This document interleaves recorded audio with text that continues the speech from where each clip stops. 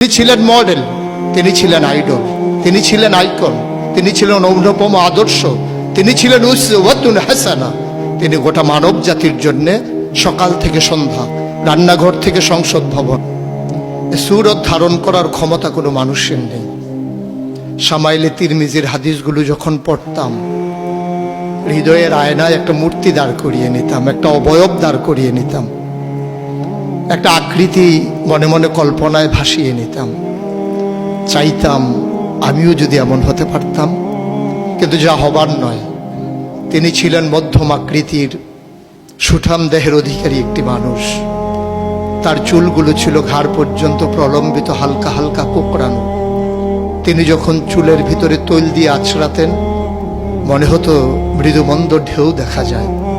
তার কপাল ছিল চওড়া, ভ্রুগুলো ছিল জোড়া ভ্রু, ধনুকের মতো বাঁকা। চোখের পাতাগুলো ছিল ফুটন্ত গোলাপের গোলাপি রঙের এক একটি পাপড়ির মতো। তিনি কখনো বা যখন চোখের পলক ফেলতেন, মনে হতো মৃদুমন্দ বাতাসে গোলাপ পাপড়ি যেন দোল খাচ্ছে। তার চোখের সাদা অংশ ছিল রক্তিমাভ সাদা, কালো অংশ ছিল কৃষ্ণ কালো। তার নাকটা ছিল খাড়া, নাকের ছিদ্রগুলো ছিল ছোট ছোট। নাকের নিচে ছিল সরু চিকন গোফ, গোপের নিচেই সেই গোলাপি রঙের ঠোঁট। তার ঠোঁটগুলো যখন কখনো বা মুচকে হাসত, গোটা পৃথিবীর মানুষ অবাক বিস্ময়ে দেখত গোটা পৃথিবীতে যেন বিজলি চমকিয়েছে। তিনি কখনো বা যখন এই রাস্তা দিয়ে হেঁটে যেতেন, 1 মাস পরেও কখনো যখন সাহাবা হাঁটতেন, তার গায়ের জান্নাতি গন্ধ তারা পেতেন।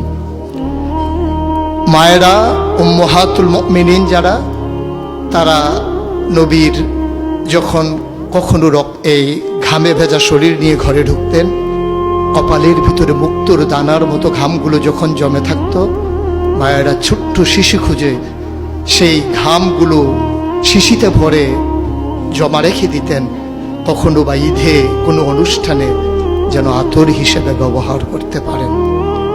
সুরত ধারণ করা কোনো মানুষের সাধ্যর বাইরে। কখনোই কোনো মানুষ সুরত ধারণ করতে পারবে না চেষ্টা করলেই, কিন্তু তার সিরত যেটা অনুকরণীয়, অনুপম আদর্শ। তিনি এসেছিলেন এই জন্যে, ওয়ামা আরসালনাকা ইল্লা রাহমাতাল লিল আলামিন। তিনি ছিলেন রহমত গোটা ধরনীর জন্য। যেমন করে আল্লাহ বলেছেন, ফাবিমা রাহমাতিন মিনাল্লাহি লিনতা লাহুম ওয়ালাউ কুনতা ফাজ্জান গালিজাল কলব লানফাদ্দু মিন হাওলিক ফাআফু আনহুম ওয়াস্তাগফির লাহুম ওয়াশাওিরহুম ফিল আমর ফাইযা আযামতা ফাতাওয়াক্কাল আলাল্লাহ ইন্নাল্লাহা ইউহিব্বুল মুতাওয়াক্কিলিন। তিনি এসেছিলেন তেমন করে। কেন তাকে পাঠানো হয়েছিল? আল্লাহ নিজেই বলেছেন, লাকাদ কানা লাকুম ফি রাসূলিল্লাহি উসওয়াতুন হাসানা।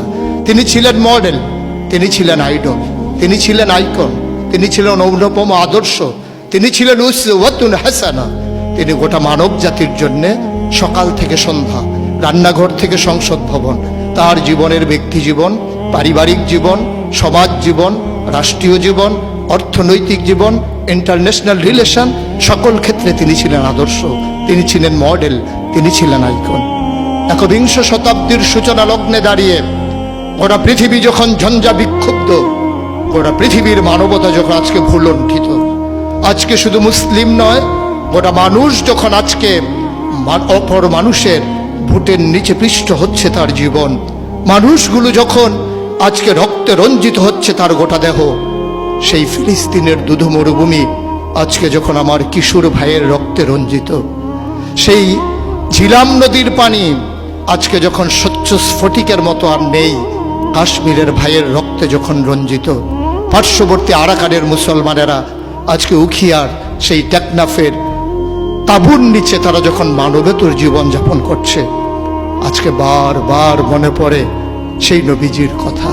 তিনি যদি আজকে আসতেন কোনো একটা ভূখণ্ডে, আমরা যদি দৌড়ে দৌড়ে তার কাছে যেতে পারতাম, গোটা মানবতা যদি বলতে পারতাম মুক্তি চাই, স্বাধীনতা চাই, ভোটের নিচ থেকে জীবন চাই, তিনি হয়তো আঁকড়ে ধরে বলতেন, এখানেই শান্তি, চলে এসো, উদখুলু ফিস সিলমে কাফা, তাহলেই তোমাদের জন্য প্রশান্তি, তাহলেই তোমাদের জন্য মৃত্যুর, স্বাভাবিক মৃত্যুর গ্যারান্টি। কখনোই আর ঝঞ্ঝা বিক্ষুব্ধ পৃথিবীতে তোমাদেরকে বুক পেতে দিতে হবে না বুলেটের সামনে।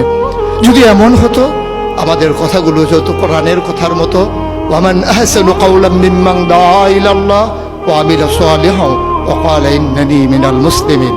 আমাদের তাগিদ জুতে হতো এমন, উদখুলু ফিস সিলমি কাফা, ইসলামে পরিপূর্ণভাবে চলে আসো।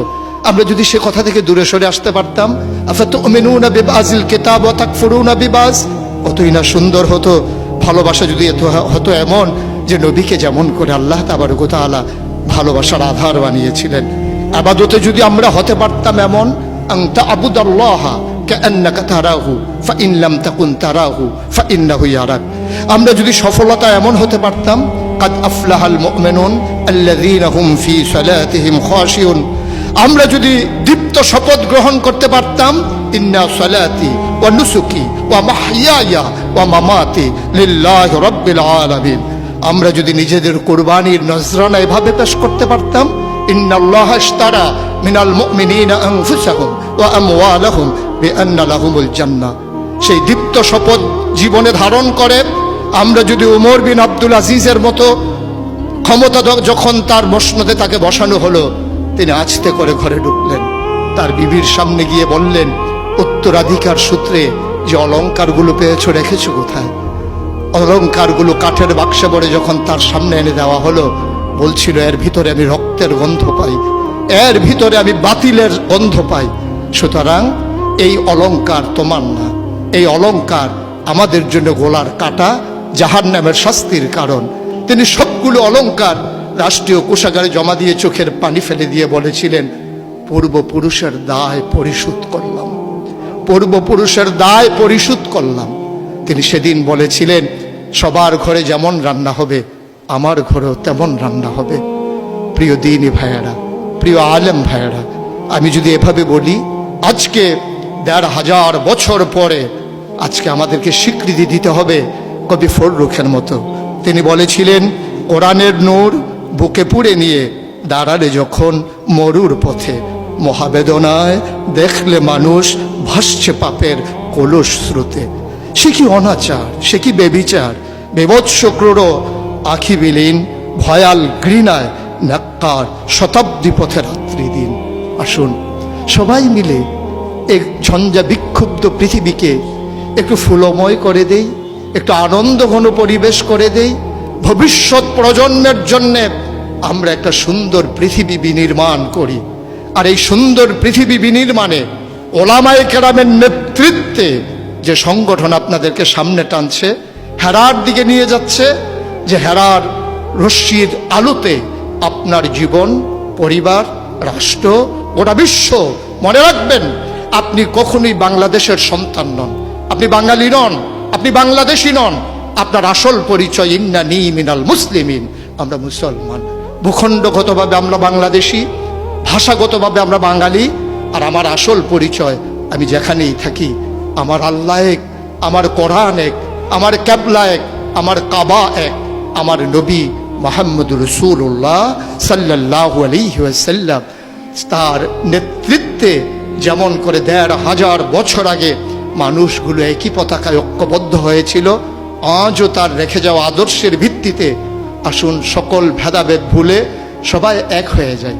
কওমি, সুন্নি, আলিয়া, নানান দলে বিভক্ত না থেকে আমরা সবাই মিলে বলি আমরা একই মায়ের সন্তান। সেই মা যদি হয় হাওয়া, সেই মা যদি হয় ইব্রাহিমের স্ত্রী, আমাদের জন্য যারা মা, তাহলেই আমরা মনে করি আমরা একীভূত হওয়া সম্ভব। আসুন ভাগাভাগি নেই, আমি চৌধুরী, আমি সরকার, আমি পেশকার, কোনো পরিচয় আমার আসল পরিচয় নয়। আমার আসল পরিচয় আমি মুসলিম। এটাই হোক মূল মন্ত্র, এটাই হোক সামনের পথ চলার পাথেও। তাহলে এই মজলিস সার্থক হবে, তাহলে এই পথ চলা সুন্দর হবে, তাহলে এই সময় দেওয়া কাজে লাগবে। আশা করি সে অনুভূতি নিয়ে আমরা এগিয়ে আসছি। আমরা নিজেদেরকে বিলিয়ে দিতে চাই জাতির বিনির্মাণে, আমরা নিজেদেরকে উৎসর্গ করতে চাই সুন্দর পৃথিবী নির্মাণে। তাহলেই সার্থকতা, তাহলেই সুন্দর। আমরা তো নিকৃষ্ট কোনো জীব নই, আমরা আশরাফুল মাখলুকাত, মানুষ। মানুষ হিসেবে বেঁচে থাকতে চাই শির উঁচু করে, কখনোই অবদমিত হয়ে নয়। বাতিলের কাছে মাথা নত করে বাঁচার চাইতে যেমন করে বলেছিলেন, শিয়ালের মতো 500 বছর বাঁচার চাইতে সিংহের মতো এক মুহূর্ত বেঁচে থাকাই, এটাই হচ্ছে পুরুষত্ব, এটাই হচ্ছে বীর মুজাহিদের পরিচয়। আসুন আমরা বীর মুজাহিদ হই, দুনিয়া থেকে বিদায় নিয়ে নেই। আল্লাহ তাবারক ওয়া তাআলা সবাইকে কবুল করুন।